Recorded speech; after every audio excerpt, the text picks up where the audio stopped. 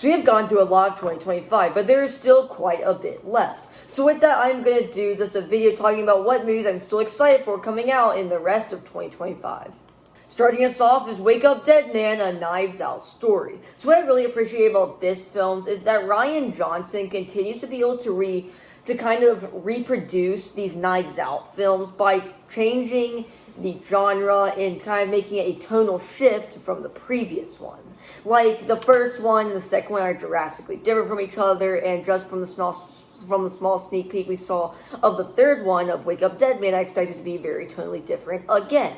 And I'm just really excited for that, and I love how Rian Johnson's able to, again, completely change them by having a really interesting mystery at its core, and then whereas you have the case of Glass Onion, where it was like a bunch of mini mysteries all building up to this one thing. And, well, this one, again, you have the stacked cast of the Knives Out films, but what ties it together is Benoit Blanc, played by Daniel Craig, and he's a lot of fun to watch on screen in both films. I think this will be the same too. And yeah, so I'm pretty excited for it. But honestly, I really hope it gets at least a small theatrical release like Glass Onion. But I hope it gets in theaters in some way, because I 100% think it deserves to. But yeah, let's move on. Next up is the newest Darren Aronofsky film, Caught Stealing, featuring Austin Butler. So now, here's the thing about this film. It caught my eye for two very specific reasons. Number one, it kind of has a very distinct classic style about it.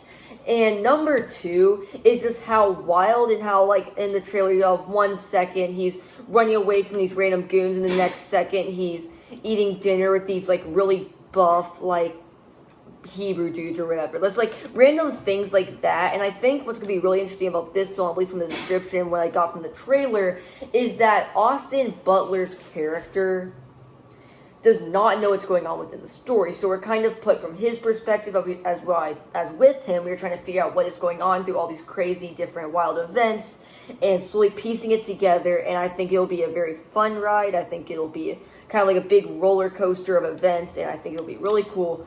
And yeah, let's move on. Coming up next is the newest Paul Thomas Anderson film, One Battle After Another, featuring Leonardo DiCaprio. And now, okay, this movie's big for me for two main reasons.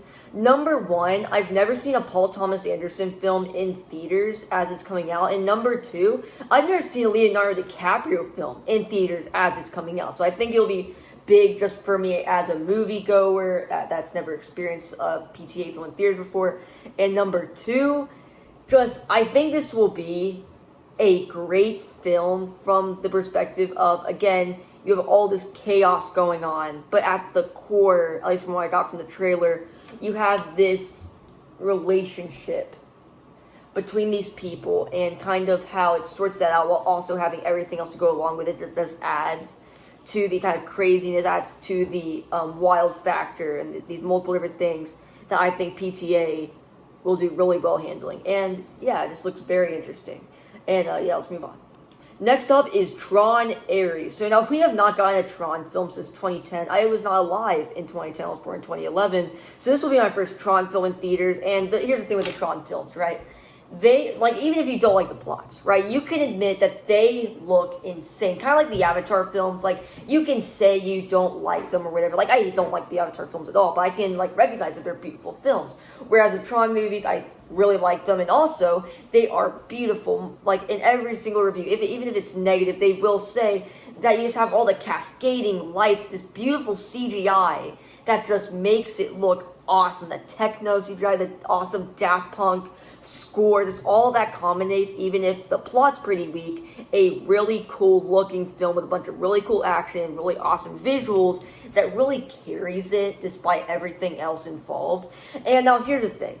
I was sort of thinking about not even putting it on here simply because of Jared Leto, because, like, he should not be getting roles. If anything, he should be in prison. But I'm just going to try to ignore that the best I can in the film and just enjoy it as a Tron film, this time bringing it into the real world, which is something, like, I had on my mind since I watched the first film. Like, what if they brought this into the real world? That would be incredible, and now we're finally getting that, and I think it will be a lot of fun to watch. And it's bringing in, like, Jeff Bridges back from the first film, which I hope he's not too big, like, you know, like Legacy's character cameos type deal where it's a curious film. They didn't market it a whole lot, which is why I'm thinking he's not in it very much, which I'm kind of happy for they don't over rely on big cameos, because you already had your Legacy sequel in Tron Legacy, so then you can do this one to kind of pass on the torch and tell a whole other story separate from that.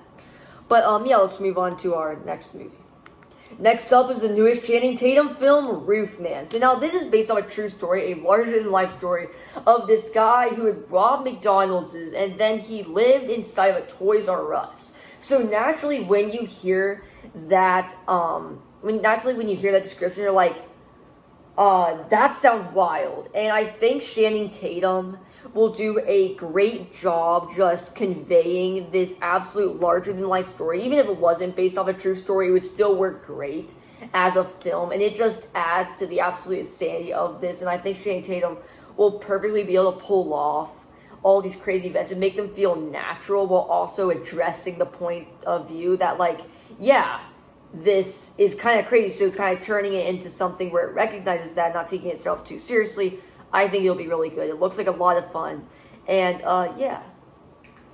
Next up is The Long Walk. So now, what's interesting about this film is this is based on one of Stephen King's very first books. And honestly, I think this will be really good, because, like, okay, so you hear the premise and you're like, okay, this is going to fizzle out quickly. And honestly, I think if it's handled wrong, it easily could turn into that. But the way I saw in the trailers and the way that early reviews have been talking about it, it will be a very tender, very raw exploration of these people and how they pull through that a very human film, a very raw film, exploring these people's emotions. And while you have this looming sense of dread as most of these main characters are going to die, you also have that little glimmer of hope every time a little thing happens, that maybe they'll get out of this, or maybe they'll survive, or like, you have that little glimmer of hope, and you have that human need to succeed that drives it through. And honestly, I think this will probably be the best Stephen King adaptation, as they don't have the best track record, but this one looks different. Okay, it looks great. Yeah, very simple premise, but a premise I think you could do a lot with. That could be a absolute amazing film. And that basically covers it for today's video. There's obviously more films out there that I just forgot to talk about, or just straight up haven't been announced yet for this year. Like, yeah, so yeah, it really about covers this video. If you enjoyed this video or any of my other content, please subscribe. I'll see you in the next one. Goodbye. Next up is Black Phone 2. Okay, so the first one I thought was extremely overrated.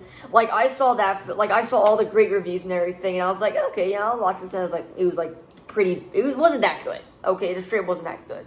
But then I watched the trailer for the sequel, and it just straight up looks a whole lot better than the original, where this time you have the grabber, the Black Phone dude, who is this time much more of a Freddy Krueger type character, living in the mind somewhat maybe of our main lead, living in kind of in like a Freddy Krueger style sense, which I'm really excited for. I love that style, and just from the trailer, from little things in the description, so like what people have been saying, I think it'll be a huge improvement overall. And yeah.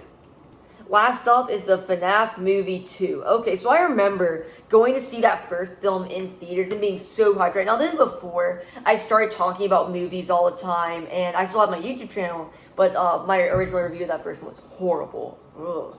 That was like pre-puberty voice, okay?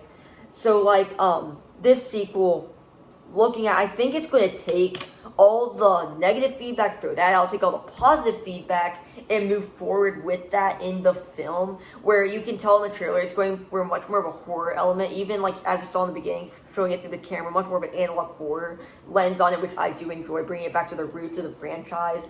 Beyond that, you just have it's increasing the scope, which one concern I have is if they take it out of the pizzeria too much and just loses sight of the simple concept of the game, which I'm a little nervous about, but not too bad.